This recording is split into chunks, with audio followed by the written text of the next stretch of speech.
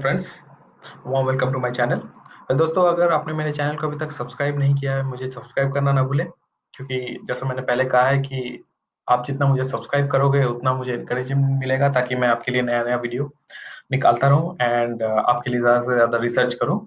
तो दोस्तों, अगर आपने मेरे चैनल के पहले वीडियोस को देखा है तो आपने काफ़ी बार देखा होगा कि I have made lot of videos on H2V2, specifically Bajaj and HDFC group. तो HDFC ग्रुप के बारे में मैंने पहले एक ऐसा वीडियो बनाया था जहां पे मैंने बताया था कि क्यों आपको स्टॉक्स SIP मोड में, systematic investment plan SIP mode में खरीदने चाहिए, ताकि आपका हमेशा जो पोर्टफोलियो है वो एवरेज होता रहे। करेक्ट।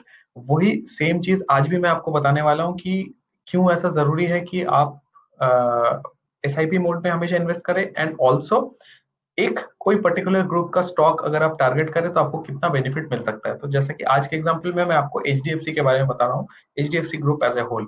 सो सबसे पहले देख लेते हैं कि वो कौन से चार स्टॉक है जो एक्चुअली HDFC ग्रुप से बिलोंग करते हैं एंड NSE में ट्रेड होते हैं। तो सबसे पहला है आपका HDFC बैंक, दूसरा है आपका HDFC AMC, तीसरा HDFC लाइफ, एंड चौथा है आपका जो हम HDFC, sorry so HDFC bank हो गया आपका, ये HDFC हो गया जो हाउसिंग डेवलपमेंट फाइनेंस कॉर्पोरेशन है, ये आपका HDFC AMC हो गया ना, HDFC लाइफ। तो अगर हम देखें तो इसमें जो HDFC बैंक है वो ऑब्वियसली फाइनेंस सेक्टर का है। अगर हम HDFC नॉर्मल HDFC देखें, हाउसिंग डेवलपमेंट फाइनेंशियल कॉर्पोरेशन, वो भी अल्टीमेटली फाइनेंस ही है, बिकॉज वो लोन्स वगैरह, होम लोन्स वगैरह इस पे काम करती है। HDFC AMC अगर हम ले, वो भी फाइनेंस की है। एंड फाइनली अगर HDFC लाइफ हम देखें, that is from insurance sector. So overall अगर आप देखो HDFC का जो टोटल बिजनेस है, because it's banking and insurance based, banking and finance based to be specific, तो मोस्टली उनका बिजनेस अक्रॉस फाइनेंस डोमेन में ही है। एंड बिकॉज निफ्टी 50 का एक बहुत बड़ा वेटेज HDFC ग्रुप रखता है, तो HDFC ग्रुप के किसी भी मूवमेंट के हिसाब से निफ्टी में काफी मूवमेंट नजर आता है। तो अगर आप यहाँ पे स्टैटिस्टिकल डेटा देखो जो मैंने कुछ यहाँ पे कलेक्ट किया है, तो ये मैंने कुछ डेटा आपको निकाला है जब 1 जनवरी में शेयर्स अच्छे प्राइस पे ट्रेड कर रहे थे, नॉर्मल प्राइस पे। उसके बाद जैसे जैसे ये कोरोना का इफेक्ट आता गया, तो we have seen a huge correction in the stocks. So if you see, I have mark the date, so 19th March was the date wherein the stock market plunged the maximum। सबसे ज्यादा गिरावट 19 मार्च को आया था, पहला गिरावट कह सकते हैं।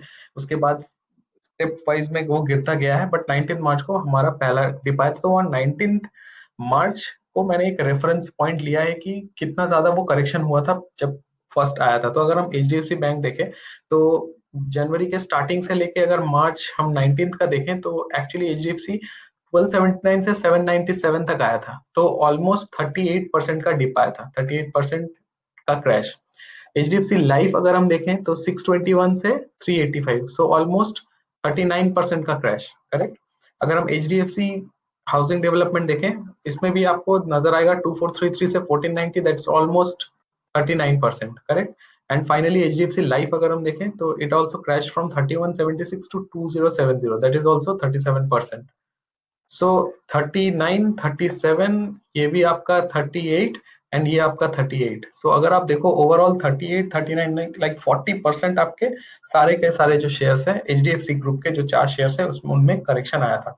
एंड वो हमारे लिए एक्चुअली सही समय था जहां हम पैनिक नहीं करके हमको नया पोजीशन बनाना था। अगर आपने ऑलरेडी पोजीशन बना के रखे थे, मेक श्योर आप करें, अगर क्वालिटी स्टॉक्स है, पैनिक में सेल ना करें, बल्कि जब ऐसे करेक्शन हो तब नया पोजीशन बनाएं, या फिर अपने पोजीशंस को आप एवरेज करें।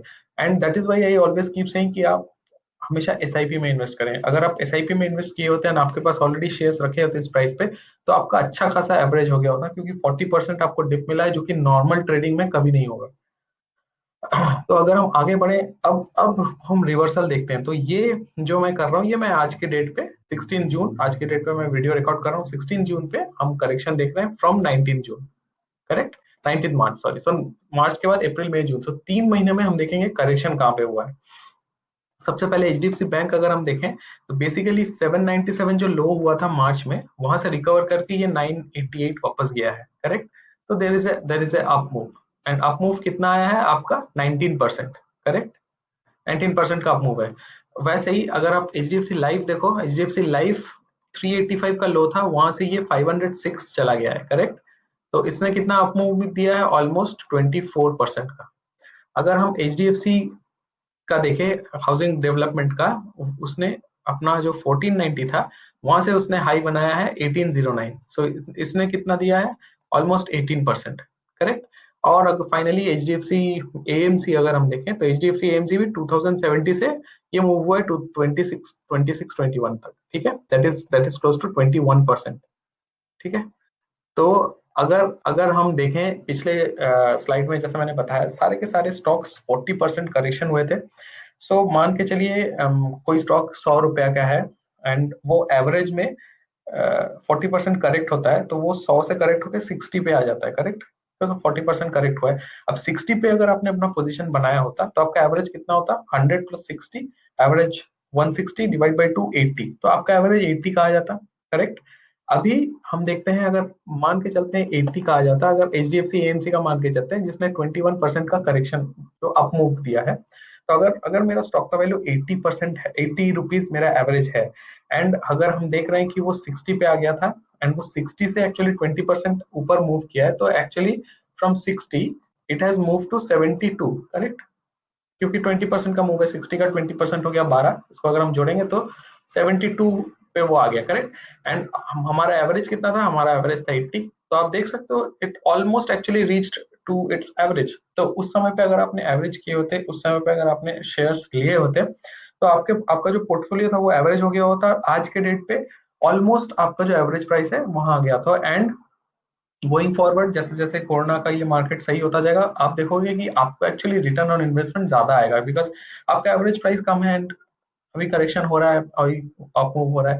तो सारे के सारे शेयर्स जो अपना बॉटम बनाए थे वहां से उन्होंने अप मूव दिया, तो 19%, 18%, 24%, 21%, सारे के सारे चारों के चारों शेयर्स अप मूव है।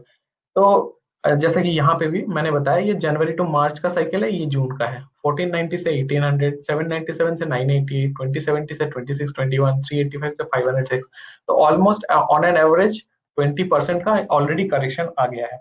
तो फ्रेंड्स, मेरा कहने का मतलब यही था कि कभी भी आप इन्वेस्टमेंट के लिए सोच रहे हो, हमेशा ऐसा मत सोचो कि आप कम पैसे का स्टॉक लगाओ, छोटे स्टॉक खरीदो।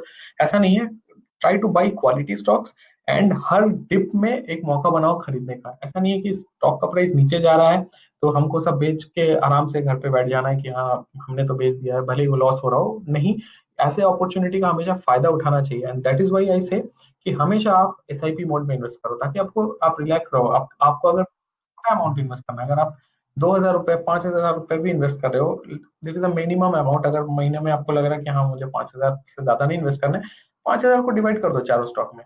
एक एक हजार का अगर आप डिवाइड करोगे तो आपको HDFC बैंक का एक स्टॉक आ जाएगा, आपको HDFC लाइफ के 2-3 स्टॉक आ जाएंगे, HDFC AMC और ये मिला के मान लीजिए आप एक स्टॉक आपका आ गया, तो 4 से 5 हजार में आपके एक एक स्टॉक आ गए। अब यही चीज अगर आपने करेक्शन के टाइम पे लिया होता तो आपको ज्यादा स्टॉक्स मिल गया होता। तो that is why keep averaging and keep always buying in SIP mode. So friends, I hope you have liked this content, and if you have liked this video, please don't forget to subscribe to my channel. मुझे subscribe करते रहें and इस video को ज्यादा से ज्यादा share करें ताकि लोगों को आइडिया हो कि फायदा क्या होता है SIP मोड में खरीदने का।